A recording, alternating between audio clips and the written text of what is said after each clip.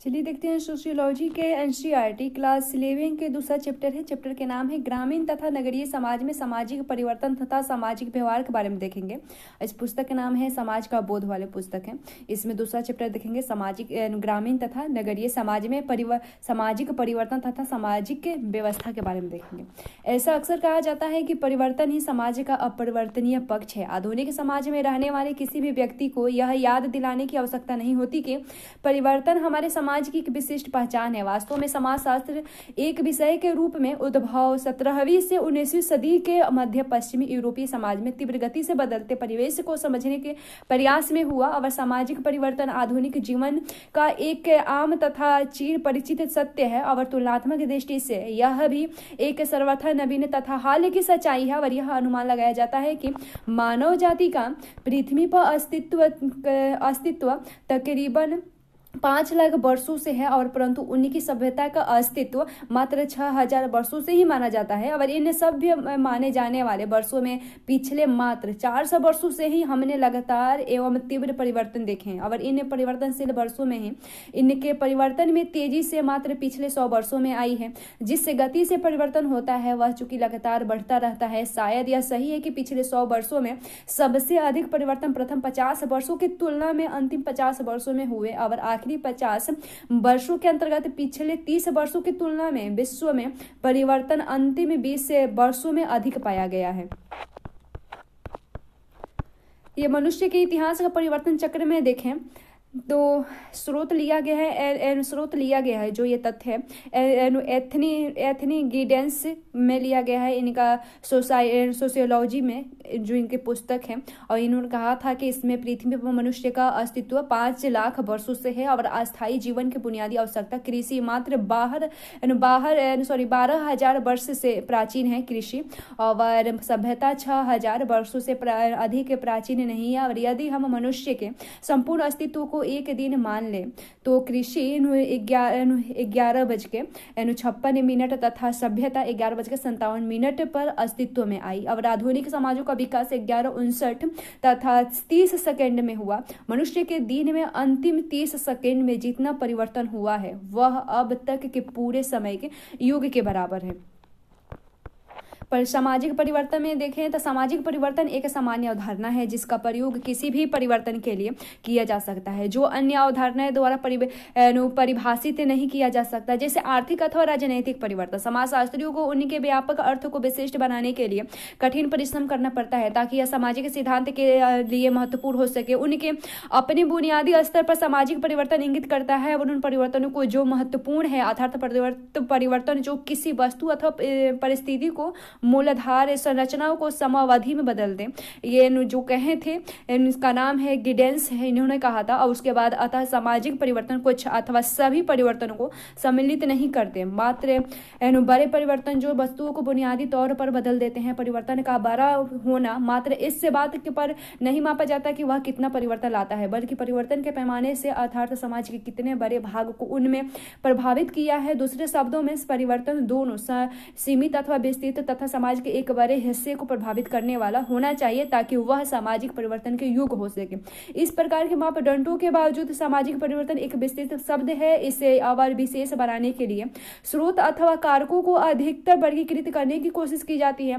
प्राकृतिक आधार पर अथवा समाज पर उसके प्रभाव अथवा इसकी गति के आधार पर इसका वर्गीकृत किया जाता है। उदाहरण के लिए ऐसे परिवर्तन को उद्विकास का नाम दिया गया है जो काफी लंबे समय तक धीरे धीरे होता है। यह शायद प्राणी शास्त्रीय चार्ल्स डार्विन द्वारा दिया गया है और उन्होंने उद्विकासीय सिद्धांत के द्वारा यह प्रतिपादित किया कि कैसे जीवित प्राणी विकसित होते हैं। कई शताब्दियों अथवा कभी कभी शताब्दियों में धीरे धीरे अपने आप को प्राकृतिक वातावरण में ढाल कर बदलते रहते हैं। डार्विन के सिद्धांत में युग्मता में की उत्तरजीविता के विचार पर बल दिया। केवल वही विचारधारा जीवित रहने में सफल होते हैं जो अपने पर्यावरण के अनुरूप अपने आप को ढाल लेते हैं। जो अपने आप को ढालने में सक्षम नहीं होते अथवा ऐसे धीमी गति से करते हैं तो लंबे समय में नष्ट हो जाते हैं। डार्विन ने यह सुझाव दिया कि मनुष्य की उत्पत्ति समुद्री जीव यानी अथवा मछलियों के विभिन्न प्रकारों से भूमि पर रहने वाले स्तनपायी जिनमें विभिन्न अवस्थाओं को पार करते हुए उच्चतम अवस्था द्वारा जहां बंदरों तथा गोलियरों के विभिन्न प्रकार के अंत में होमो सैपियन अथवा मनुष्य के रूप में उनकी उत्पत्ति हुई। और यदि भी डार्विन का सिद्धांत प्राकृतिक प्रक्रियाओं को दिखाता है, इससे दीर्घ सामाजिक विश्व में स्वीकृति किया गया और जिसमें सोशल डार्विनिज्म के नाम से जाना जाता है। ऐसा सिद्धांत जिसमें अनुकूल परिवर्तन की महत्ता पर बल दिया जाता है। उद्विकासीय परिवर्तन के विपरीत परिवर्तन जो तुलनात्मक रूप से शीघ्र अथवा अचानक होता है, कभी कभी उसे क्रांतिकारी परिवर्तन भी कहते हैं। उसका प्रयोग मुख्यतः राजनीतिक संदर्भ में होता है, जहां समाज में शक्ति की संरचना शीघ्रता पूर्वक परिवर्तन लाकर इसे चुनौती देने वाले के द्वारा पूर्व सत्ता वर्ग को भी स्थापित कर लिया जाता है। इसके उदाहरण है जैसे फ्रांसीसी क्रांति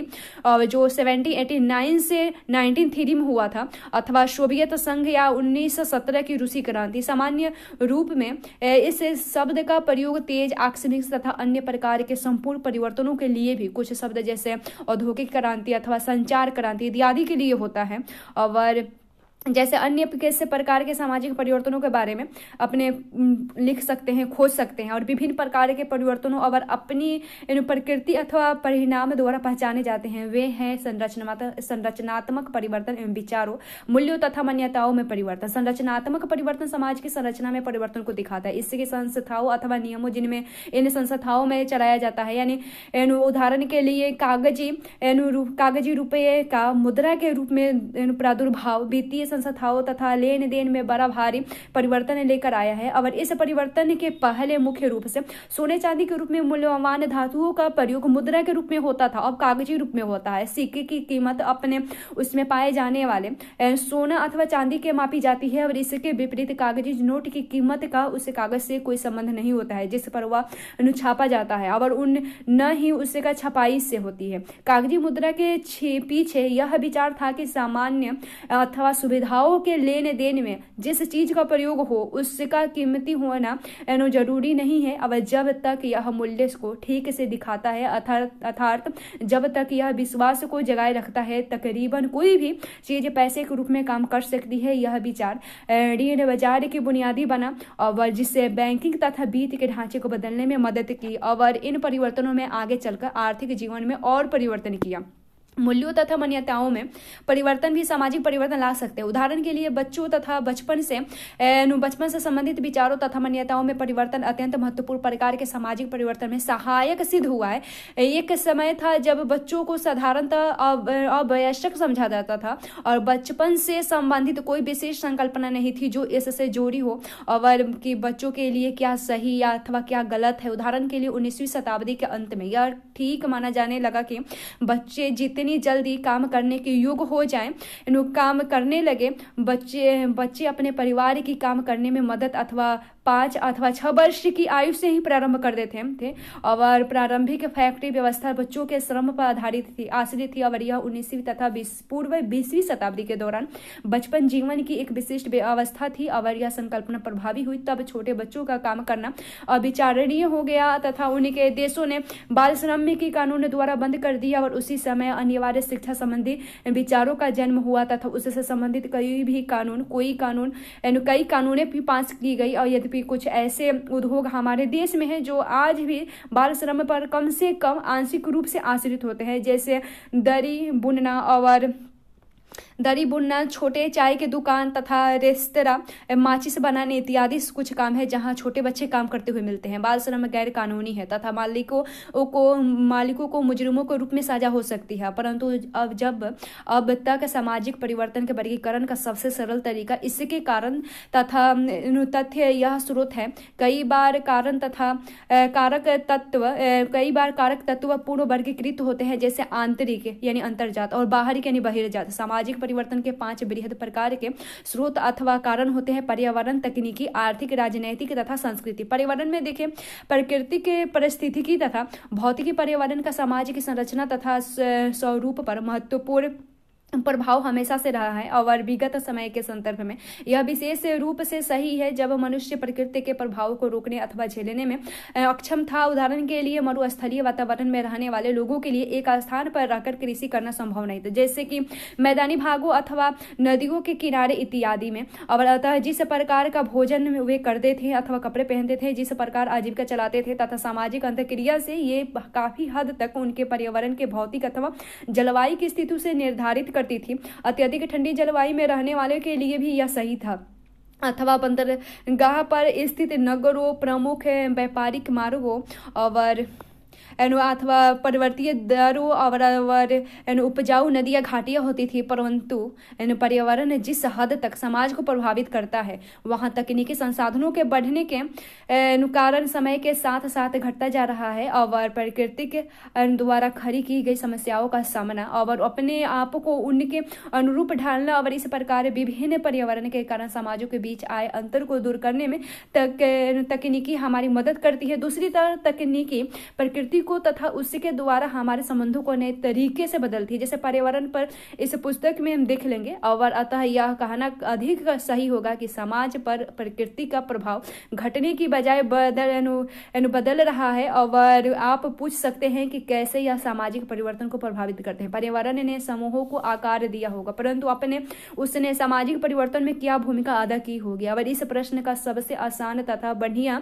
उत्तर प्रकृति के विपदाओं से मिलना है। और उसके बाद त्वरित अथवा विध्वंसकारी घटनाएं जैसे भूकंप, ज्वालामुखी विस्फोट, बाढ़ अथवा ज्वार भाटीय तरंगे, जैसे कि दिसंबर 2004 में सुनामी के तरंगों में से इंडोनेशियाई, श्रीलंका, अंडमान निकोबार, तमिलनाडु के कुछ भाग इसकी चपेट में आए थे, समाज को पूर्ण रूपेण बदल कर रख दिया था। और ये बदलाव अपरिवर्तनीय होते हैं, अर्थात ये अस्थायी होते हैं तथा चीजों को वापस अपने पूर्व स्थिति में ही नहीं देते और पूर्व स्थिति में नहीं आने देते। उदाहरण के लिए यह संभव हो सकता है कि उनमें से कई लोग जिनका व्यवसाय सुनामी के कारण नष्ट हो गया है उसे पुनः नहीं पाया जा सकता तथा अधिकांश तटीय गांव में सामाजिक संरचना पूर्णतः बदल जाएगी। प्राकृतिक विपदाओं के अनेक उदाहरण इतिहास में देखने को मिल जाएंगे जो समाज को पूर्व रूपेण परिवर्तित कर देते हैं अथवा पूर्ण नष्ट कर देते हैं। इसका एक उत्कृष्ट उदाहरण पश्चिमी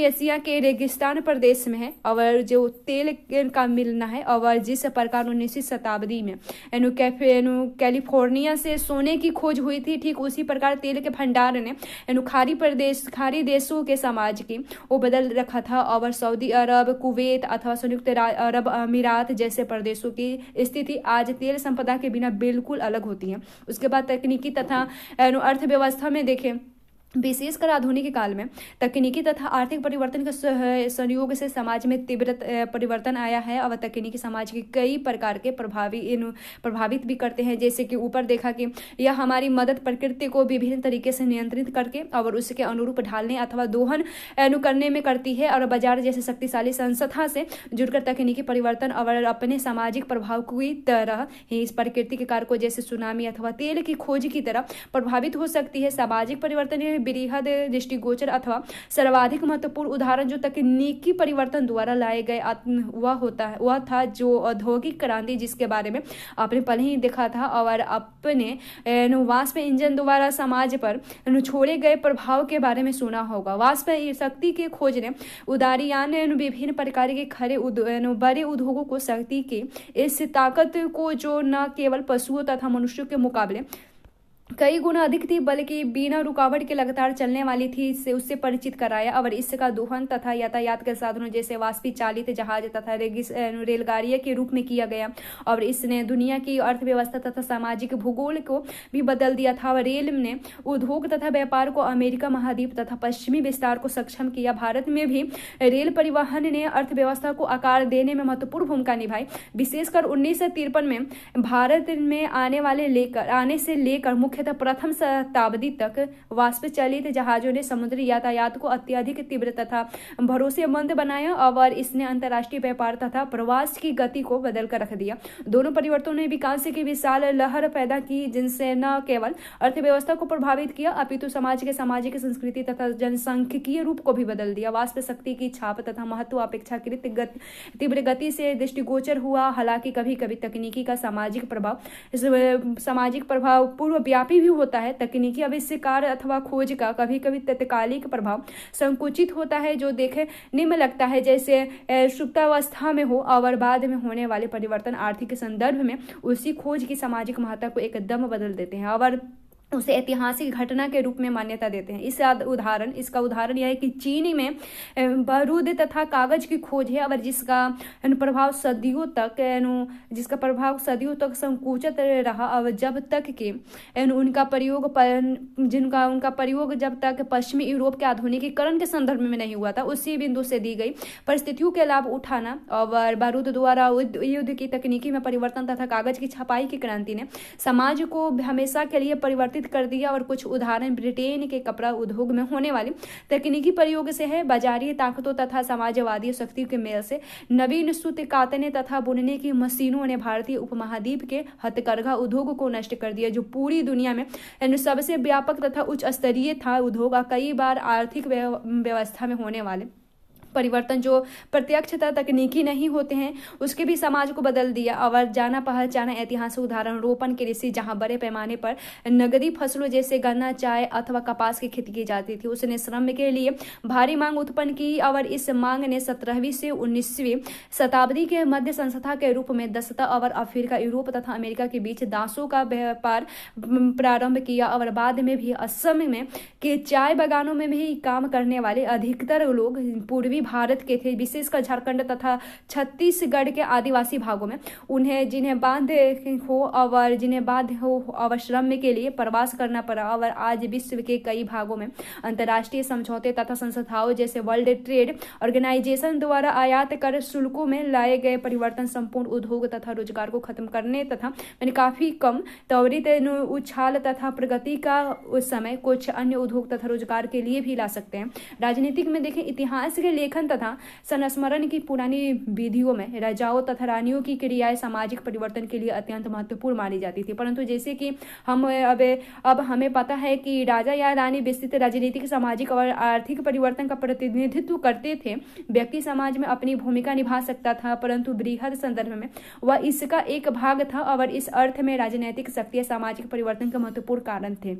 और इसका सबसे स्पष्ट उदाहरण युद्ध तंत्र में देखा जा सकता है। और जब एक समाज दूसरे समाज पर युद्ध घोषित करता है तथा जीतता है या हारता है, सामाजिक परिवर्तन इसका तत्कालिक परिणाम होता है। कभी विजेता परिवर्तन के बीच अपने साथ जहां कभी होता है तो बोता है, या कभी भी विजेता के समाज को परिवर्तित करने तथा परिवर्तन के बीच बोने में सफल होता है। तो यद्यपि समाज में इस तरह के कई उदाहरण हैं, लेकिन अमेरिका तथा जापान का आधुनिक उदाहरण देखना दिलचस्प होगा। जैसे दूसरे विश्व युद्ध में अमेरिका ने जापान पर महत्वपूर्ण विजय हासिल किया और आंशिक रूप से जनांशय हथियार का प्रयोग हुआ, जो मानव इतिहास में पहले भी कभी नहीं देखा गया था। और यह था परमाणु बम। जापानियों द्वारा संपर्क के बाद अमेरिका ने जापान पर कब्जा कर कई वर्षों तक उस पर शासन किया, जिससे जापान में भू सुधार के साथ ही साथ कई परिवर्तन आए। उस समय जापान उद्योग की नकल करने तथा उससे सीखने की बेहद कोशिश कर रहा था,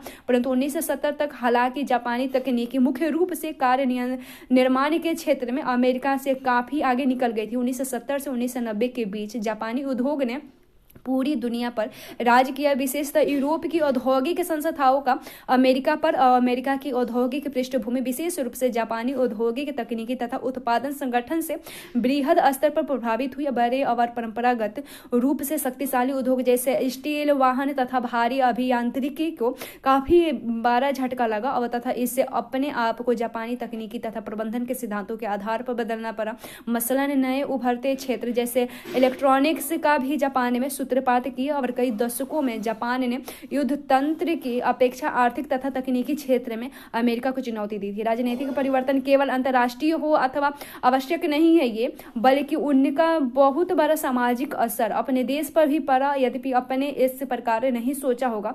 और भारतीय स्वतंत्रता संग्राम सिर्फ राजनीतिक परिवर्तन ब्रिटिश शासन के अंत के रूप में नहीं आया, बल्कि उसने भारतीय समाज को भी निश्चित रूप से बदल डाला और उसका तत्कालिक उदाहरण 2006 में नेपाली जनता द्वारा राजवंश को पूरी तरह से नकार देना। साधारण रूप से राजनीतिक परिवर्तन शक्ति के पुनः बंटवारे के रूप में विभिन्न सामाजिक समूहों तथा वर्गों के बीच सामाजिक परिवर्तन लाता है। और इस दृष्टिकोण से सार्वभौमिक वैश्विक मताधिकार अथवा एक व्यक्ति एक मत सिद्धांत राजनीतिक परिवर्तन के इतिहास में अकेला सर्वाधिक बड़ा परिवर्तन है। जब तक आधुनिक लोकतंत्र ने पूर्ण रूप से व्यक्तियों को वोट का अधिकार नहीं दिया, तब तक चुनाव कानूनी शक्ति के लिए अधिदेशात्मक नहीं हो गया और समाज की संरचना विभिन्न प्रकार से हुई थी। राजा तथा रानियां दैविक के अधिकार के अंतर्गत राज करते थे तथा वे आम आदमी के प्रति जवाबदेह नहीं थे। और लोकतांत्रिक सिद्धांत के रूप में मताधिकार को जब पहली बार प्रस्तावित किया गया तो उसने संपूर्ण जनसंख्या को शामिल नहीं किया गया था। वास्तव में केवल एक अल्पसंख्या को भी वोट कर सकती थी अथवा सरकार के निर्माण में उनका हाथ था। और प्रारंभ में वोट उनकी एक सीमित था जिनका जन्म समाज की किसी विशिष्ट प्रजाति या निर्जाति में हो और अथवा अमीर व्यक्ति उसी के पास संपत्ति हो अथवा जो इन उच्च सामाजिक वर्गों से जुड़े हैं उनको ये अधिकार था। सभी स्त्री, निम्न वर्ग के लोग अथवा अधीनस्थ, निर्जाति अथवा गरीब और कामकाजी व्यक्ति को सामान्य वोट देने की अनुमति नहीं थी। सिर्फ जिनके पास पैसे था, जो अमीर थे, उनके पास थी। और यह लंबे संघर्षों से ही संभव हुआ और कि सार्वभौमिक वैश्विक मताधिकार एक मानदंड के रूप में स्थापित हुआ। हालांकि इसने पूर्व काल की असमानताओं को समाप्त नहीं किया। आज भी प्रत्येक देश शासन के लोकतंत्रात्मक रूप को नहीं मानते और जहां कहीं भी चुनाव होते हैं उन्हें बदलने के लिए अनेक तरीके अपनाए जाते हैं, जिसके कारण आम जनता अपनी सरकार के निर्णय को प्रभावित करने में शक्तिहीन रहती है।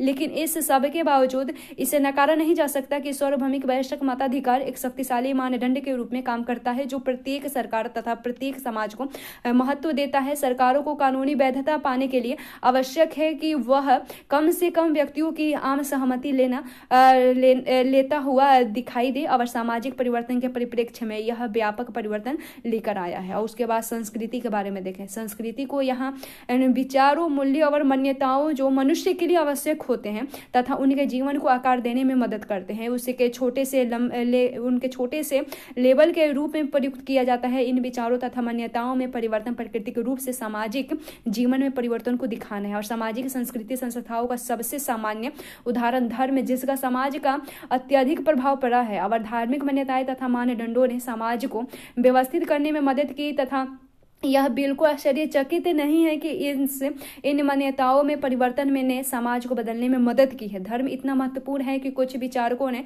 सभ्यता को धार्मिक परिप्रेक्ष्य में परिभाषित किया तथा वे इतिहास को दो धर्मों में अंतर्संबंध की प्रक्रिया के रूप में देखा। यद्यपि सामाजिक परिवर्तन के अन्य महत्वपूर्ण कारकों में धर्म भी कुछ को प्रभावित करता है। मैक्स वेबर का अध्ययन the protest ethics and the spirits of capitalism में दिखाता है कि पूंजीवाद सामाजिक प्रणाली की स्थापना में कुछ प्रोटेस्टेंट ईसाई संवर्ग ने किस प्रकार मदद की। आर्थिक और सामाजिक परिवर्तन के प्रभाव का यह एक महत्वपूर्ण उदाहरण है। भारत में भी यह सामाजिक परिवर्तन के रूप में धर्म के कई उदाहरण दिखते हैं और इनमें सबसे उत्कृष्ट उदाहरण प्राचीन भारत के सामाजिक तथा राजनीतिक जीवन पर बौद्ध धर्म का प्रभाव तथा मध्य कालीन सामाजिक संरचना में अंतर्निहित जाति व्यवस्था के संदर्भ में व्यापक प्रभाव के रूप में देखा जा सकता है। समाज में महिलाओं की स्थिति में जो सामाजिक परिवर्तन आए हैं उसके वैचारिक उद्भव को सांस्कृतिक उदाहरण के रूप में देखा जा सकता है। आधुनिक काल में महिलाओं ने समानता के लिए संघर्ष किया। उन्होंने समाज को कई रूपों में परिवर्तित करने में सहायता की और ऐतिहासिक परिस्थितियां महिलाओं के संघर्ष के लिए कहीं सहायक सिद्ध भी हुई तो कहीं बाधक हुए। उदाहरण के लिए द्वितीय विश्व युद्ध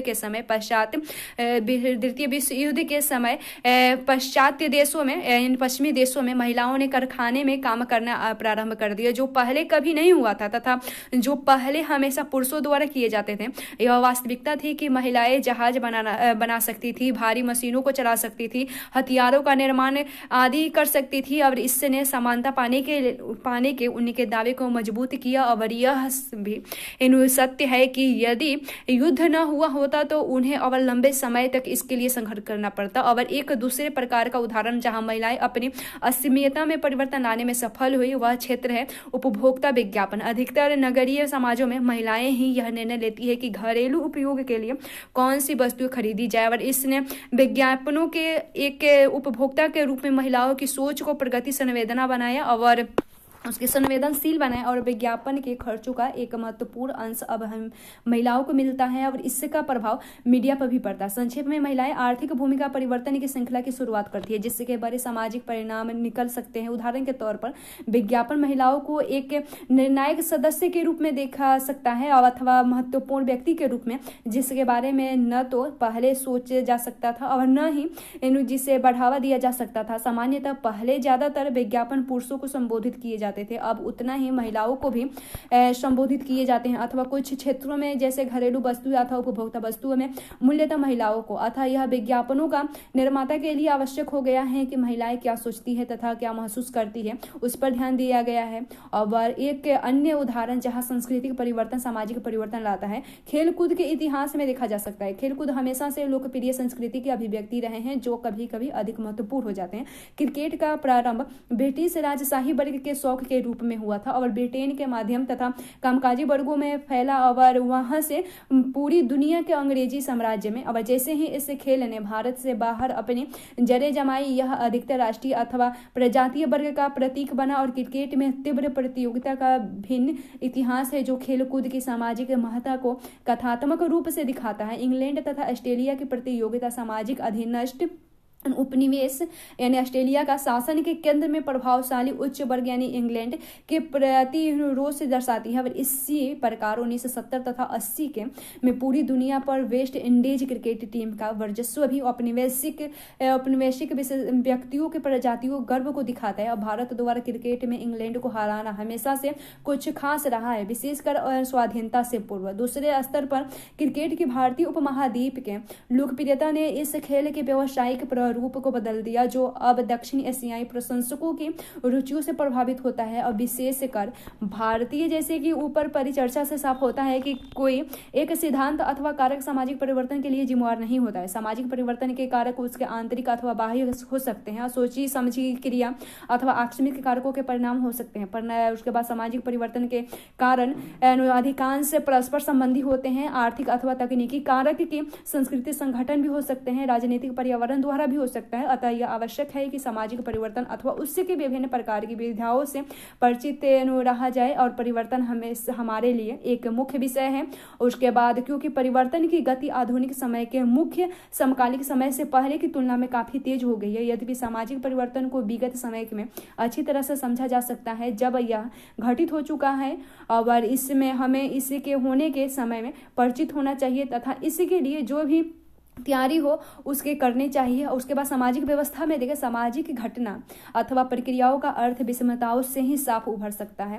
और ठीक उसी प्रकार से जैसे पन्ने पर लिखे गए अक्षर जिसे आप पढ़ रहे हैं सुवाच्य हैं क्योंकि ये पृष्ठभूमि की विषमता है। और ठीक इसी प्रकार एक प्रक्रिया के रूप में सामाजिक परिवर्तन अर्थ ग्रहण करता है निरंतरता की पृष्ठभूमि में अथवा परिवर्तन के अभाव में। यह अजीब लग सकता है परंतु परिवर्तन तथा एक संकल्पना के रूप में तभी अर्थार्थ लगता है जब कुछ चीजें ऐसी होती हैं जो बदलती नहीं ताकि वे साम्य तथा वैषम्य की संभावना दिखा सके। और दूसरे शब्दों में सामाजिक परिवर्तन सामाजिक व्यवस्था के साथ ही समझा जा सकता है जो सुस्थापित सामाजिक प्रणाली परिवर्तन को प्रतिरोध अथवा उससे विनियमित करती है। सामाजिक परिवर्तन अथवा सामाजिक क्रय के अंतर संबंधों को देखने का दूसरा तरीका है कि यह सोचने की समाज परिवर्तन को रोकना हतोत्साहित अथवा नियंत्रित क्यों करना चाहता है। अपने आप को एक शक्तिशाली अथवा प्रासंगिक सामाजिक व्यवस्था के रूप में सुव्यवस्थित करने के लिए प्रत्येक समाज को अपने आप को समय के साथ पुनः उत्पादित करना तथा उसके अस्थायित्व को बनाए रखना पड़ता है। और अस्थायित्व के लिए आवश्यक है कि चीजें कमोबेश वैसे ही बनी रहे जैसे कि वे हैं। अर्थात व्यक्ति लगातार सामान्य नियमों का पालन करता रहे और सामान्य क्रियाएं एक ही प्रकार के परिणाम दे और साधारणतः व्यक्ति एक संस्थाएं पुनर्निर्माणित रूप में आचरण करें। उसके बाद समाज परिवर्तन के प्रति विरोध भाव क्यों रखता है। उपयुक्त तर्क इसका अमूर्त तथा सामान्य कारण है परंतु इससे के ठोस तथा विशिष्ट कारण है कि समाज क्यों परिवर्तन का विरोध करता है। याद कीजिए आपको सामाजिक संरचना तथा सामाजिक स्तरीकरण के बारे में प्रथम अध्याय में हमने पढ़ा था कि अधिकतर समाज असंगत रूप में संरचित होती है और अर्थात आर्थिक संस्थाओं सामाजिक स्तर तथा राजनीतिक शक्ति के संदर्भ में विभिन्न वर्गों को स्थिति भिन्न है और यह आश्चर्यजनक नहीं है कि जिनकी स्थिति अनुकूल है वे अथा स्थिति चाहते हैं तथा जो विपरीत स्थितियों में है वह परिवर्तन चाहते हैं। अतः समाज के शासक अथवा प्रभावशाली वर्ग अधिकांशतः सामाजिक परिवर्तन का प्रतिरोध करते हैं जो उनकी स्थिति को बदल सकते हैं, क्योंकि अस्थायित्व में उनका अपना हित होता है। वहीं दूसरी तरफ अधीनस्थ अथवा शोषित वर्गों का हित परिवर्तन में होता है। समाजशास्त्र स्थितियों अधिकांश अमीर तथा शक्तिशाली वर्गों की तरफदारी करती है तथा वे परिवर्तन के प्रतिरोध में सफल होती है। यह समाज के स्थिर रहने का दूसरा विस्तृत कारण है। सामान्यतः यह माना जाता है कि सामाजिक व्यवस्था परिवर्तन के विचारों से प्रतिबिंबित नहीं है और इसका अर्थ है कि सकारात्मक अधिक है और यह सामाजिक संबंधों के विशिष्ट पद्धति तथा मूल्यों एवं मानदंडों के सक्रिय अनुरक्षण तथा उत्पादन को निर्दिष्ट करती है। विस्तृत रूप से सामाजिक व्यवस्था इन दो में से किसी एक तरीके से प्राप्त की जा सकती है, जहाँ व्यक्ति नियमों तथा मानदंडों को स्वतः मानते हो अथवा जहां व्यक्तियों को मानदंडों को मानने के लिए बाध्य किया जाता हो। प्रत्येक समाज इन दोनों तरीकों का मिश्रित प्रयोग सामाजिक व्यवस्था बनाए रखने में करता है और सामाजिक व्यवस्था के सामंजस्य संकेंद्रण का स्रोत मूल्यों तथा मानदंडों की साझेदारी से निर्धारित की जाती है या सामाजिकरण की प्रक्रिया को अपनाए जाते हैं। जैसे सामाजिकरण पर चर्चा समाजशास्त्र की प्रस्ताव और सामाजिकरण विभिन्न परिस्थितियों में अधिक या न्यूनतम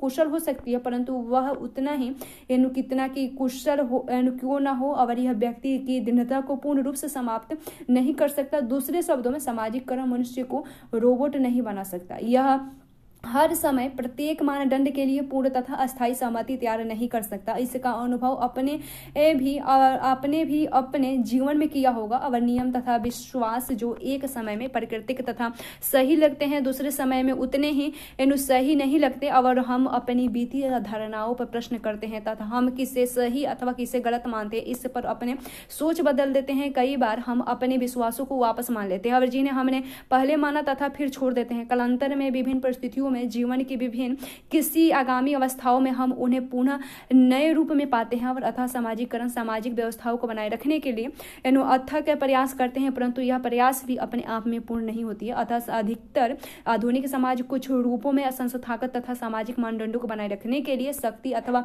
दबाव पर निर्भर करते हैं। यह आवश्यक है और सत्ता की परिभाषा अधिकांशतः इस रूप में दी जाती है कि सत्ता स्वेच्छा अनुसार एक व्यक्ति से मनचाहे कार्य को करवाने की क्षमता रखती है। जब सत्ता का संबंध अस्थायित्व तथा स्थिरता से होता है तथा इससे जुड़े पक्षों को अपने सापेक्षता स्थान के सभ्यस्त हो जाते हैं तो हमारे सामने प्रभावशाली स्थिति उत्पन्न होती है। यदि सामाजिक तथ्य यानी व्यक्ति अथवा संस्था वर्ग नियम पूर्वक अथवा आदतन संस्था के स्थिति में होता है तो इसे प्रभावित माना जाता है। साधारण समय में प्रभावशाली संस्थाएं समूह तथा व्यक्ति समाज में निर्णायक प्रभाव रखते हैं। ऐसा नहीं कि उन्हें चुनौतियों का सामना नहीं करना पड़ता है, परंतु यह विपरीत तथा विशिष्ट परिस्थितियों में होता है। हालांकि इनका मतलब हो सकता है कि व्यक्ति को कुछ कार्य जबरन करना पड़ता है और आम स्थितियों में इनका प्रभाव काफी सुगम होता है अर्थात बिना किसी संघर्ष अथवा परेशानी की दिखाई देती है।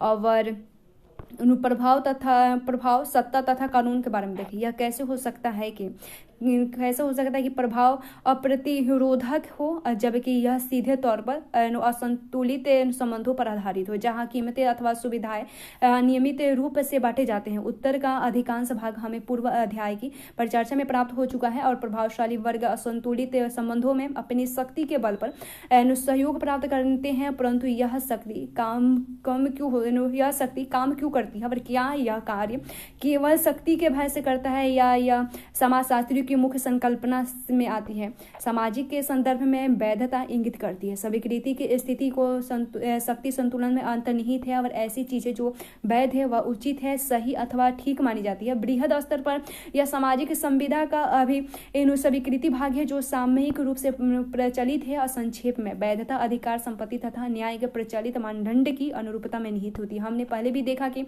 शक्ति समाज में किस प्रकार से परिभाषित होती है। शक्ति अपने आप में एक सच्चाई है, यह कानून कानूनी हो सकती है अथवा नहीं भी हो सकती है। और मैक्स वेबर के अनुसार सत्ता कानूनी शक्ति है, अर्थात शक्ति न्याय संगत अथवा ठीक समझी जाती है। उदाहरण के लिए एक पुलिस अफसर, एक जज अथवा एक स्कूल शिक्षक जब अपने कार्य में निहित सत्ता का प्रयोग करते हैं तो ये शक्ति उन्हें विशेषकर उनके सरकारी कार्यों की रूपरेखा को देखते हुए प्रदान की गई है। लिखित कागजातों द्वारा सत्ता क्या कर सकती है तथा क्या नहीं, इसका बोध होता है। और सत्ता का अर्थ है किसी समाज के अन्य सदस्य जो उसके नियमों तथा नियमावलियों को मानने को तैयार हो और इस सत्ता को एक सही क्षेत्र में मानने को बाध्य हो। और मसलन एक जज का कार्य क्षेत्र कोर्ट रूम होता है और जब नागरिक कोर्ट में होता है तो उसे जज की आज्ञा का पालन करना पड़ता है अथवा उसकी शक्ति से वे असहमति जता सकता है। या कोर्ट रूम के बाहर जज किसी भी अन्य नागरिक की तरह हो सकता है, अतः सड़क पर उसे पुलिस की कानूनी सत्ता को मानना पड़ेगा। और उस अपनी ड्यूटी पर पुलिस सभी नागरिकों को क्रियाओं की निगरानी करती है, अपने केवल बड़े अफसरों को छोड़कर, परंतु नागरिकों को निजी जीवन अपने उसके अधिकारों क्षेत्र की सीमा से तब तक बाहर रहता है जब तक कि वे संदिग्ध अथवा गैर कानूनी कार्य न करें। और अलग तरीके से अलग इसलिए क्योंकि जिस प्रकार की शक्ति निहित है वह कम शक्ति के साथ परिभाषित की गई है। शिक्षक की सत्ता अपने छात्रों पर कक्षा के अंदर होती है, उसकी सत्ता और क्षेत्र के उसके छात्रों के घर तक विस्तृत नहीं होती है। और जहाँ माता पिता अथवा अभिभावकों के कर्तव्य है तथा शक्ति बच्चों के लिए ही महत्वपूर्ण होती है उनकी। और कुछ अन्य प्रकार की सत्ता होती है जिनको शक्ति से परिभाषित नहीं किया जा सकता, परंतु सहयोग और सहमति बनाने में भी वे बेहतर प्रभावी होते हैं। इसका अच्छा उदाहरण है धार्मिक नेता की शक्ति। यद्यपि कुछ संस्थागत धर्मों आंशिक रूप से इस सत्ता को औपचारिक बनाते हैं, परंतु एक धार्मिक वर्ग ने नेता अथवा छोटी संस्थाओं का अल्पसंख्यक धार्मिक वर्ग औपचारिक हुए बिना भी अत्यंत ताकतवर हो सकता है। ठीक इसी प्रकार शिक्षाविद, कलाकार, लेखक अथवा अन्य बुद्धिजीवी अपने अपने क्षेत्रों में बिना औपचारिक हुए काफी शक्तिशाली होते हैं। और यह अपराधी गिरोह के मुखिया के रूप में भी सही है कि उसके पास बिना किसी औपचारिक मानदंडों के पूर्ण सत्ता होती है। और सुस्पष्ट संहिता तथा अनौपचारिक सत्ता में अंतर कानून के बोध से प्रासंगिक है। और कानून सुस्पष्ट संहिताबद्ध मानदंड अथवा नियम होते हैं। जब यह ज्यादातर लिखे जाते हैं तथा नियम किस प्रकार बनाए जाएं अथवा बदले जाने चाहिए अथवा कोई उसको तोड़ता है तो क्या करना चाहिए, इसके लिए भी कानून है। और आधुनिक लोकतांत्रिक समाज में कानूनी विधायिका द्वारा तैयार किए जाते हैं जिनका निर्माण चुने हुए प्रतिनिधियों द्वारा होता है। राष्ट्र का कानून वहाँ की जनता के नाम पर उनके द्वारा चुने गए प्रतिनिधियों द्वारा चलाए जाते हैं। और ये कानून नियमों को बनाते हैं जिनके द्वारा समाज का शासन किया जाता है। और कानून प्रत्येक नागरिक पर लागू होता है, चाहे एक व्यक्ति के रूप में या मैं हूँ या कानून विशेष से संबंधित हूँ या नहीं हूँ, यह नागरिक के रूप में मुझे जोड़ने वाली ताकत है तथा अन्य सभी नागरिकों को उनकी मान्यताओं से हटाकर है और अंतः प्रभाव शक्ति के तहत कार्य करता है। परंतु इनमें से अधिकांश शक्ति वास्तव में कानूनी शक्ति अथवा सत्ता होती है जिसका एक बृहद तथा कानून द्वारा संहिताबद्ध होता है। और कानूनी संरचना तथा संस्थागत मदद के कारण सहमति तथा सहयोग नियमित रूप से तथा भरोसे के आधार पर लिया जाता है। और यह शक्ति के प्रभाव क्षेत्र अथवा प्रभाविता को समाप्त नहीं करता। यह उल्लेखनीय है कि कई प्रकार की शक्तियां हैं जो समाज में प्रभावित है, हालांकि वे गैर कानूनी है। और यदि कानूनी है तब कानूनी रूप से संहिता बद्ध नहीं है। और यह कानूनी सत्ता तथा अन्य प्रकार की शक्तियां हैं जो सामाजिक व्यवस्थाओं को प्रकृति तथा उसकी गतिशीलता को निर्धारित करती हैं।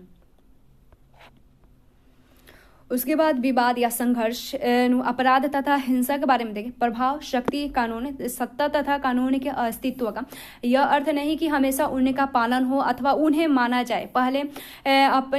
पहले ही समाज में संघर्ष तथा प्रतियोगिता के बारे में पढ़ा है। ठीक इसी प्रकार समाज में विवाद के सामान्य प्रकार को जानने की आवश्यकता होती है। विवाद विस्तृत रूप से असहमति के लिए एक शब्द के रूप में प्रयुक्त हुआ है। प्रतियोगिता तथा संघर्ष इससे अधिक विशिष्ट है तथा असहमति के अन्य प्रकारों को छोड़ देते हैं तो जिनका इस प्रकार की परिभाषाओं में वर्णन किया जा सकता है। जैसे इसका एक उदाहरण है युवाओं में पाई जाने वाली दोहरी संस्कृति अथवा युवा असंतोष की प्रचलित सामाजिक मानदंडों का विरोध अथवा अस्वीकृति है। इन विरोधों की वस्तु बाल अथवा वस्त्रों के फैशन से लेकर भाषा अथवा जीवन शैली कुछ भी हो सकता है। अत्यधिक मानक अथवा परंपरागत प्रतिद्वंद्विता का रूप चुनाव होता है जो राजनीतिक प्रतियोगिता का एक रूप है। और विवाद कानून अथवा कानूनी सत्ता से असहमति अथवा विद्रोह भी होता है। और खुले तथा लोकतांत्रिक समाज एक प्रकार की असहमति को विभिन्न स्तरों तक छूट देती है और इस प्रकार की असहमति के लिए स्पष्ट तथा अस्पष्ट दोनों प्रकार की सीमाएं परिभाषित की जाती है। इन सीमाओं का उल्लंघन किसी न किसी रूप में समाज की प्रक्रियाओं को जानना होता है और विशेषकर कानून परिवर्तन अधिकारों की, जैसे कि आप जानते हैं कि भारतीयों की तरह एक रहने पर भी हम एक दूसरे से असहमत होने में भी नहीं रुक सकते और विभिन्न राजनीतिक दलों के विभिन्न कार्य सूचना होती है, यद्यपि वे एक ही संविधान का आदर करते हैं और एक जैसे ट्रैफिक नियमों का ज्ञान सड़क पर जोरदार बहस को रोक नहीं पाते। अब दूसरी तरफ महत्वपूर्ण प्रश्न यह है कि समाज में कितने अंतर अथवा कितने असहमति को सहन किया जाता है। इस प्रश्न का उत्तर सामाजिक अथवा ऐतिहासिक स्थितियों पर निर्भर करता है, परंतु यह समाज में एक महत्वपूर्ण सीमा अंकित करती है, कानूनी तथा गैर कानूनी, वैध तथा अवैध, मानकीय तथा अमानकीय सीमाएं। और यद्यपि सामान्य रूप से उनमें एक शक्तिशाली नैतिक आरोप होता है तो माना जाता है कि अपराध की व्यक्ति उत्पत्ति कानून से होती है। अपराध एक ऐसा कर्म है जो विद्यमान कानून को तोड़ता है, न ज्यादा व न कम। किसी भी क्रिया को नैतिकता केवल इस बात से निर्धारित की जाती है कि इसने विद्यमान कानून को तोड़ा है। यदि विद्यमान कानून न्यायपूर्ण नहीं है, उदाहरण के तौर पर एक व्यक्ति इसने तोड़ने से उच्च नैतिक कारणों का दावा करता है, ऐसे ही सविनय अवज्ञा आंदोलन के तहत भारतीय स्वतंत्रता संग्राम के नेता कर रहे थे। जबकि गांधी जी ने दांडी में ब्रिटिश सरकार का नमक कानून तोड़ा था तो एक अपराध कर रहे थे और तथा उन्हें इसके लिए गिरफ्तार भी किया गया था, लेकिन उन्होंने इस अपराध को जानबूझकर तथा गर्व के साथ किया था तथा भारतीय भी इस पर तथा जिन मूल्यों का वे प्रतिनिधित्व कर रहे थे उस पर गर्व कर रहे थे। वास्तव में केवल एक सही अपराध नहीं था जो किया जा रहा था, यहाँ कई दूसरे प्रकार के अपराध थे जो नैतिकता का दावा नहीं कर सकते थे। मुख्य बिंदु यह है कि अपराध कानून को तोड़ता है, कानून द्वारा परिभाषित वैध सीमाओं के बाहर आना है और हिंसा का प्रश्न अपने विस्तृत स्तर पर राज्य की बुनियादी परिभाषा से जुड़ता है। आधुनिक राज्य की एक मुख्य विशेषताएं है कि वह अपने कार्य क्षेत्र में वैध हिंसा के प्रयोग का एक अधिकार समझता है। दूसरे शब्दों में राज्य यानी सत्तावादी कार्यकारी द्वारा कानूनी तौर पर हिंसा का प्रयोग कर सकते हैं और परिभाषा के तौर पर सभी उदाहरण के हिंसा के लिए गैर कानूनी है। कुछ अपवादों जैसे साधारणतः स्थितियों में अपने आप को बचाने की स्थिति में अंतः तकनीकी तौर पर हिंसा की प्रत्येक क्रिया को राज्य के खिलाफ देखा जा सकता है। यदि मैं किसी व्यक्ति का हमला अथवा उसे जान से मार दूं तो राज्य मुझे हिंसा के वैध प्रयोग के एक अधिकार का हनन करने का अभियोजित करेगा। यह साफ है कि हिंसा सामाजिक व्यवस्था की शत्रु है तथा विरोध का उग्र रूप है जो मात्र कानून का ही नहीं बल्कि संपूर्ण महत्वपूर्ण सामाजिक मानदंडों का भी अतिक्रमण करती है। और समाज में हिंसा सामाजिक तनाव का प्रतिफल है तथा गंभीर समस्या की उपस्थिति को दर्शाती है। यह राज्य की सत्ता चुनौती भी है और इस अर्थ में वैध शासन की असमानताएं, सहमति तथा खुले तौर पर संघर्षों का होना है। गांवों, कस्बों और नगरों में सामाजिक व्यवस्थाएं तथा सामाजिक परिवर्तन के बारे में देखें। अधिकांश समाजों का वर्गीकरण ग्रामीण तथा नगरीय क्षेत्रों में किया जाता है, इसलिए जीवन के दर्शाए तथा सामाजिक संगठन के रूप में इन क्षेत्रों में एक दूसरे के काफी अलग होते हैं। अतः सामाजिक व्यवस्था के रूप में जो इन क्षेत्रों में विद्यमान होते हैं तथा विभिन्न प्रकार के सामाजिक परिवर्तनों के प्रकार में पाए जाते हैं जिन्हें समझना काफी महत्वपूर्ण है। हम सब मानते हैं कि एक गांव, कस्बा अथवा नगर का अर्थ क्या है, और परंतु क्या हम ठीक उस तरह से इनमें स्पष्ट अंतर कर सकते हैं? और समाजशास्त्रीय दृष्टिकोण से गांव का उद्भव सामाजिक संरचना में आए हैं और महत्वपूर्ण परिवर्तन से हुआ, जहां खानाबदोश जीवन की पद्धति को शिकार, भोजन, संकलन तथा अस्थायी कृषि पर आधारित थी, उसका संक्रमण अस्थायी जीवन में हुआ। और अस्थायी कृषि अथवा कृषि एक वह रूप जहां जीवन उपार्जन के लिए एक स्थान से दूसरे स्थान पर नहीं घूमना पड़ा। उसी के साथ सामाजिक संरचना में भी परिवर्तन आया। भूमि निवेश तथा तकनीकी खोजों ने कृषि में अतिरिक्त उत्पादन की संभावना को जन्म दिया। उसी के सामाजिक अस्तित्व के लिए अपरिहार्य है। और अतः अस्थायी कृषि का अर्थ हुआ संपत्ति का जमाव संभव था, जिसके कारण सामाजिक विषमताएं भी आई। अत्यधिक उच्च श्रम विभाजन ने व्यावसायिक विशिष्टताओं को आवश्यकता को जन्म दिया और इस सब परिवर्तनों ने मिलकर गांव के उद्भव को एक आकार दिया जहां लोगों का निवास एक विशिष्ट प्रकार के सामाजिक संगठन पर आधारित थी। आर्थिक तथा प्रशासनिक शब्दों में ग्रामीण तथा नगरीय बसावट के दो मुख्य आधार है, जैसे जनगणना का घनत्व तथा कृषि आधारित आर्थिक क्रियाओं का अनुपात। यानी बाह्य आकृति के विपरीत आकार हमेशा निर्णायक नहीं होते। बड़े गांव तथा छोटे शहरों को मात्र उनकी जनसंख्या के आधार पर एक दूसरे से अलग करना कठिन होता है। अतः शहरों तथा नगरों में जनसंख्या का घनत्व अधिक होता है अथवा प्रति इकाई के क्षेत्र में लोगों की संख्या जैसे वर्ग किलोमीटर की तुलना गाँव और यद्यपि लोगों की संख्या के दृष्टि से छोटे छोटे होते हैं और परंतु गांवों का विस्तार तुलनात्मक रूप से अधिक बड़े क्षेत्र में होते हैं और शहरों तथा नगरों से गांवों को उनके आर्थिक रूप के कृषि पंच क्रियाकलापों में एक बड़े भाग के आधार पर अलग किया जाता है। दूसरे शब्दों में गांव की आबादी का एक बड़ा हिस्सा कृषि संबंधी व्यवसाय से जुड़ा हुआ है। अधिकांश वस्तुएं कृषि उत्पादन की जाती होती है और जो उनकी आय का मुख्य स्रोत होता है। मुख्य कस्बे तथा नगर में अंतर प्रशासनिक परिभाषा का विषय है और एक कस्बा तथा नगर मुख्य एक ही प्रकार के व्यवस्थापन होते हैं, जहां अंतर उनके आकार के आधार पर होता है। एक शहरी संकुल यानी शब्द जो जनगणना तथा कार्यालय रिपोर्ट में इस्तेमाल किए जाते हैं, एक ऐसे नगर के संदर्भ में प्रयुक्त होता है जिनके चारों ओर उपनगरीय क्षेत्र तथा उपाश्रमी व्यवस्थापन होते हैं और महानगरीय क्षेत्र के अंतर्गत एक से अधिक नगर आते हैं। उनका एक क्रमवार शहरी व्यवस्थापन हो जो एक अकेले शहर में कई गुना के बराबर होता है। जिस दिशा में आधुनिक समाज का विकास हुआ, नगरीकरण की प्रक्रिया अधिकतर देशों में देखी जा रही है और यह ऐसी प्रक्रिया है जहां क्रमशः नगरीय जनसंख्या का बड़े से बड़ा हिस्सा ग्रामीण क्षेत्रों की अपेक्षा नगरों में रहा है। अधिकांश विकसित देश ज्यादातर नगरीय है। अधिकांश विकासशील देशों में भी नगरियों के नगरीकरण के प्रति रुझान देखा जा रहा है और यह तीव्र अथवा मध्यम हो सकता है और अगर कोई विशेष कारण यह न हो तो इसे अवरुद्ध नहीं किया जा सकता। अधिकांश संदर्भों में यह प्रक्रिया घटती जा रही है और संयुक्त राष्ट्र संघ की 2007 की रिपोर्ट के अनुसार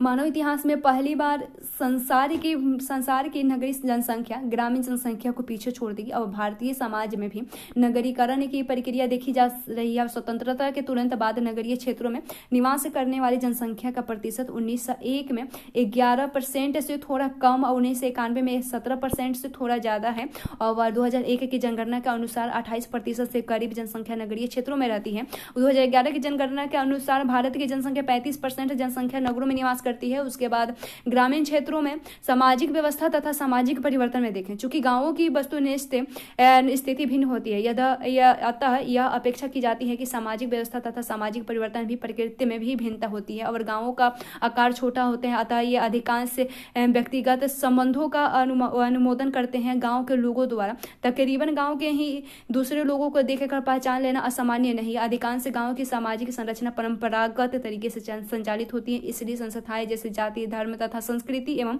परंपरागत सामाजिक प्रथाओं के दूसरे स्वरूप यहाँ अधिक प्रभावशाली होते हैं। इन कारणों से जब तक कोई विशिष्ट परिस्थितियां न हो, गांव में परिवर्तन नगरों की अपेक्षा धीमी गति से होती है। इसके लिए अलग से कोई भी कारण जिम्मेदार है और जैसे विभिन्न परिस्थितियां या सुनिश्चित करती है कि समाज के अधीनस्थ समूहों के पास ग्रामीण इलाके में अपने नगरीय भाइयों की तुलना में अभिव्यक्ति के दायरे बहुत कम होते हैं और गांव में व्यक्ति एक दूसरे से सीधा संबंध होता है और इसलिए व्यक्ति विशेष का समुदाय के साथ असहमता होना कठिन होता है और इसका उल्लंघन करने वाले सबको सिखाया जा सकता है। इसके साथ ही प्रभावशाली वर्गों की शक्ति अपेक्षाकृत रूप से कहीं ज्यादा होती है, तो क्योंकि वे रोजगार में साधनों तथा अधिकांशतः अन्य संसाधनों के नियंत्रण करते हैं। अतः गरीबों को प्रभावशाली वर्गों पर निर्भर होना पड़ता है क्योंकि उनके पास रोजगार के अन्य साधन अथवा सहारा नहीं होता है। कम जनसंख्या के कारण अधिक व्यक्तियों को संगठित करना कठिन हो जाता है और विशेषकर इस प्रकार की कोशिशों को बलशाली वर्ग में छिपाया नहीं जा सकता तथा जल्दी ही उसे दबा दिया जाता है। अतः संक्षेप में, यदि गांव में पहले से ही मजबूत शक्ति संरचना होती है तो उससे उखाड़ फेंकना बहुत कठिन होता है। ग्रामीण क्षेत्रों में शक्ति संरचना के संदर्भ में होने वाला परिवर्तन और भी धीमा होता है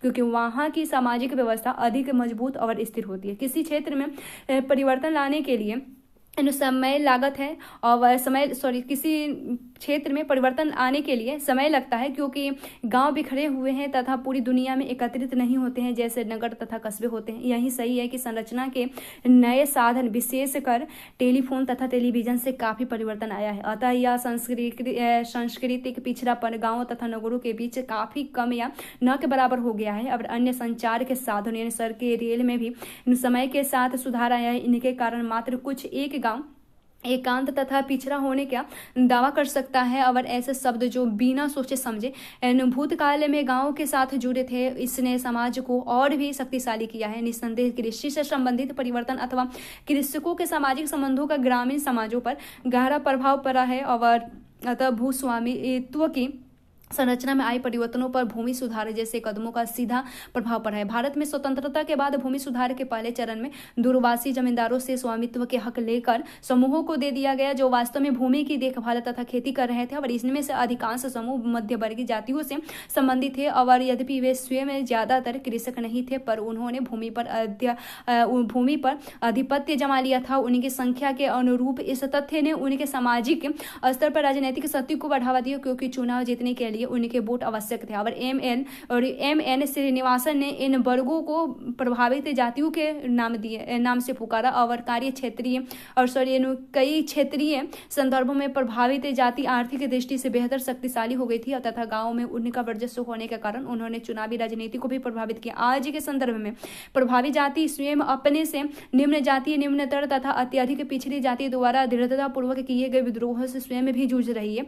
और इस कारण कई राज्यों जैसे आंध्र प्रदेश, बिहार, उत्तर प्रदेश तथा तमिलनाडु में प्रमुख सामाजिक आंदोलन की प्रमुख प्रवृत्तियां देखने को मिलती है। और इसी प्रकार कृषि की तकनीकी प्रणाली में परिवर्तन ने भी इस ग्रामीण समाज पर व्यापक तथा तत्कालिक प्रभाव डाला है। नई मशीनरी के प्रयोग से श्रम में बचत होती है तथा फसल की नवीन पद्धति इत्यादि के कारण मजदूरी की मांग में परिवर्तन अपेक्षित होगा तथा इसका कारण विभिन्न सामाजिक समूहों जैसे जमींदार तथा मजदूरों के बीच मूल भाव की सापेक्षिक ताकतों पर परिवर्तन आया है। यदि वे प्रत्यक्ष रूप से मजदूरों की मांगों को प्रभावित न भी करते हो तो तकनीकी तथा आर्थिक परिवर्तन विभिन्न समूहों की आर्थिक शक्ति को परिवर्तित कर सकती है और कई प्रकार परिवर्तनों को श्रृंखला को प्रारंभ करती है। और कृषि की कीमतों में आकस्मिक उतार चढ़ाव, उसके बाद सूखा और बाढ़ ग्रामीण समाज के विप्लव मचा देता है। और भारत में किसानों द्वारा हाल ही में की गई आत्महत्या की संख्या में वृद्धि इससे के उदाहरण है। और वहीं दूसरी तरफ बड़े स्तर पर विकास कार्यक्रम जो निर्धन ग्रामीण को ध्यान में रखकर चलाए जाते हैं उनका भी काफी असर पड़ा है। और इसका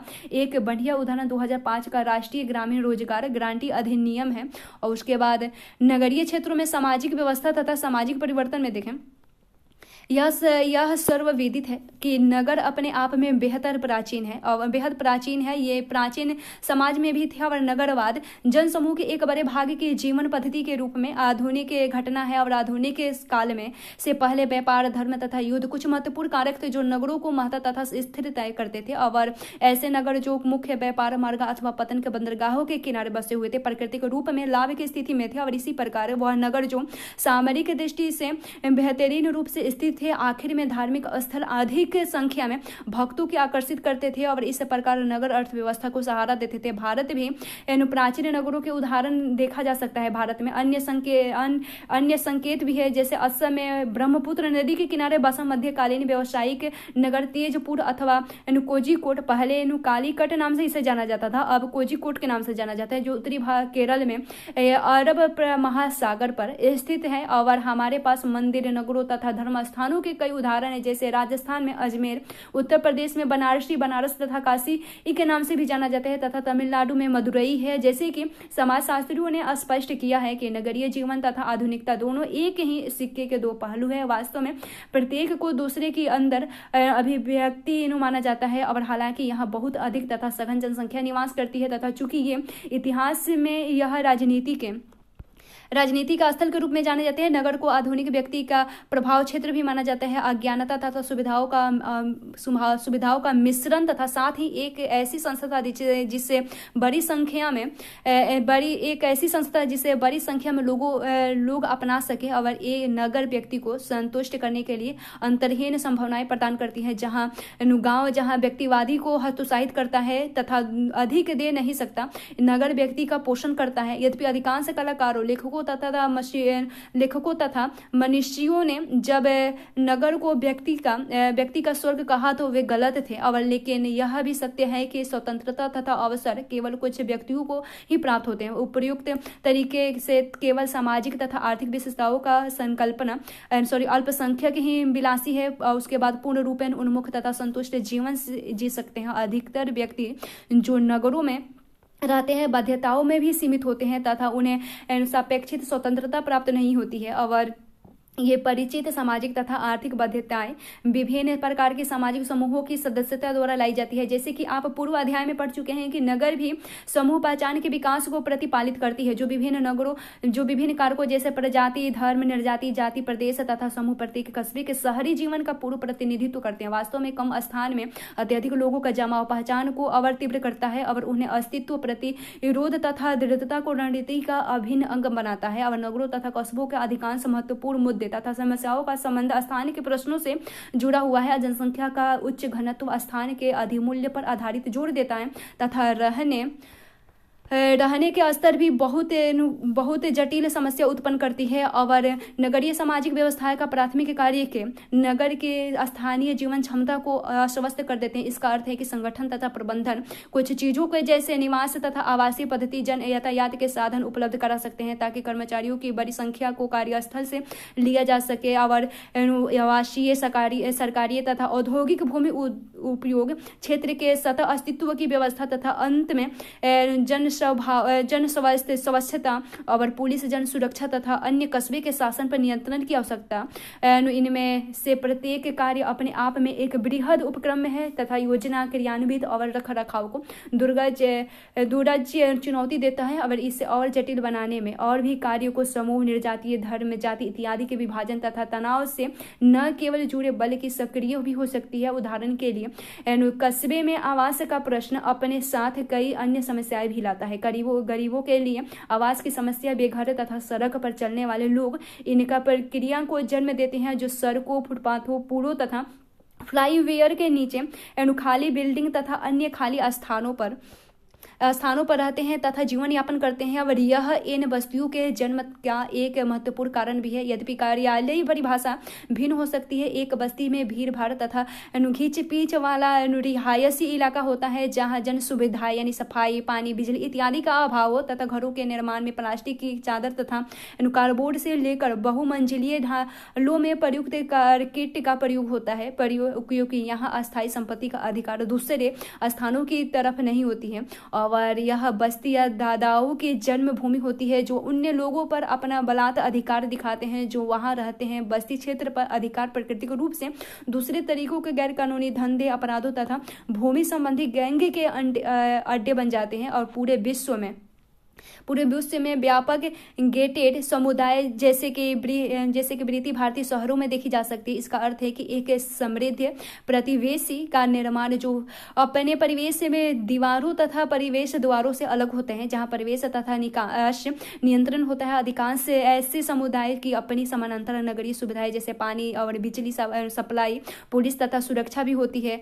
और अंततः आवासीय प्रतिमान नगरीय अर्थव्यवस्था के नियंत्रण के रूप में जुड़े होते हैं। नगरीय परिवहन व्यवस्था प्रत्यक्ष तथा गंभीर रूप से आवासीय क्षेत्रों के सापेक्ष औद्योगिक तथा वाणिज्यिक कार्यस्थलों से प्रभावित होते हैं अगर ये दूर दराज स्थिर होते हैं, जैसे कि अक्सर होता है। ऐसी स्थिति में बृहद जन परिवहन प्रणाली के निर्माण तथा उसी के रख रखाव की आवश्यकता होती है। सफर करना जीवन की एक शैली हो जाती है तथा विच्छेद का हमेशा के लिए जरिया बन जाता है। और परिवहन व्यवस्था का नगर में काम करने वालों के जीवन की गुणवत्ता पर सीधा प्रभाव पड़ता है। सड़क परिवहन पर भरोसा सरकार में के बजाय निजी साधनों जैसे बस की अपेक्षा कार के प्रयोग में ट्रैफिक के जमाव तथा वाहन प्रदूषण की समस्या पैदा होती है। उपयुक्त चर्चा से यह होगा कि रहने के स्थान के आवंटन जैसे सरल मुद्दा वास्तव में बेहद जटिल तथा नगरीय समाज के बहुआयामी पक्ष को दर्शाता है। और नगरीय क्षेत्रों में सामाजिक परिवर्तन के रूप तथा तत्वों को स्थान के केंद्र प्रश्न के संदर्भ में बेहतर ढंग से समझा जा सकता है। और परिवर्तन और उसके बाद किसी विशेष परिवेश तथा स्थान द्वारा उच्च तथा निम्नता का अनुभव होता है। पूरे विश्व में नगरीय केंद्र तथा मूल्य नगर का केंद्रीय क्षेत्र के जीवन में बहुत से परिवर्तन आए। नगर के शक्ति केंद्र 19वीं से 20वीं शताब्दी के तक प्रारंभ बनते रहे और पश्चात नगरीय केंद्र का पतन 20वीं शताब्दी के उत्तरार्ध तक हुआ। और यह उपनगर के विकास का समय भी था, क्योंकि कई विभिन्न कारणों से संपन्न वर्ग ने नगरों के अंदरूनी भाग में पलायन किया। आज पश्चिम के अधिकांश देशों ने नगरीय केंद्रों का पुनरुत्थान हो रहा है तथा यहाँ सामुदायिक जीवन को पुनः आरंभ की कोशिश की जा रही है। और इससे संबंधित घटना भद्रीकरण से है, जो परिवेश के पूर्ववर्तन निम्न वर्ग का माध्यम अथवा उच्च वर्ग के परिवर्तन स्वरूप को इंगित करते हैं। जैसे जैसे भूमि की कीमतें में वृद्धि हुई है, यह उद्यमियों के लिए अधिक लाभदायक साबित भी हुआ तथा उन्होंने इस परिवर्तन को प्रभावित करने का प्रयत्न किया है। किसी बिंदु पर प्रचार संतुष्टि देने वाला होता है, क्योंकि जैसे किराए की दर बढ़ती तथा उपबस्ती में अन्य न्यूनतम निर्णायक व्यापार के निवासी का मूल्य अपना लिया। और परंतु कभी कभी यह कोशिश बेकार भी जाती है, जिससे परिवेश पर अस्तर गिर जाता है और तथा वह पुरानी स्थिति में भी पहुंच जाता है। और जन परिवहन के साधन में परिवर्तन नगरों में सामाजिक परिवर्तन ला सकते हैं। समर्थन कार्य कुशल तथा सुरक्षित जन परिवहन शहरी जीवन में काफी परिवर्तन लाते हैं तथा नगर की आर्थिक स्थिति को भी प्रभावित करने के साथ साथ उनके सामाजिक रूप को भी आकार प्रदान करते हैं। कई विद्वानों ने जन परिवहन पर आधारित नगर जैसे लंदन अथवा न्यूयॉर्क तथा वे नगर जो किसी परिवहन के मुख्य निर्भर करते हैं जैसे कि लॉस एंजल्स के अंदर पर काफी कुछ लिखा गया है। यह देखा जाना बाकी है कि उदाहरण के लिए दिल्ली की नई मेट्रो रेल का इस शहर के सामाजिक जीवन में कितना परिवर्तन ला रही है। और परंतु मुख्य मुद्दा जो नगरों के सामाजिक परिवर्तन से संबंधित है वह है तीव्र गति से नगरीकरण की ओर अग्रसर भारत जैसे देश, जहां जो ध्यान देने की बात होगी कि वह यह कि नगर जनसंख्या में लगातार वृद्धि के आगे किस तरह से टिक सकेंगे और विशेष तौर पर जब प्रवासियों द्वारा यहाँ की जनसंख्या की प्राकृतिक वृद्धि संगठन हो रही है।